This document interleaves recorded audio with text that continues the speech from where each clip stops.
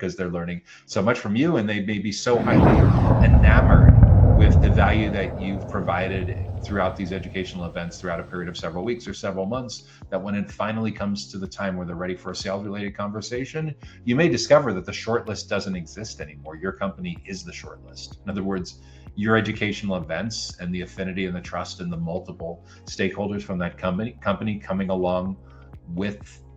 their peers essentially to learn with you in that group setting, you're driving alignment, you're driving collaboration, largely what account executives need to do in enterprise settings anyway, where a big part of their successful selling motion is empowering the internal champion to drive alignment across the internal champion's team and other teams of stakeholders within the company. So when you're in there early and often with the right people in the right places at the right time, and most of all in the right context, so you and your client-facing team members are seen as the be-all end-all experts when it comes to anything and everything having to do with data center consulting and engineering, truly magical things can happen with growing your pipeline, with getting you the ideal clients that are a fantastic fit for growing your firms.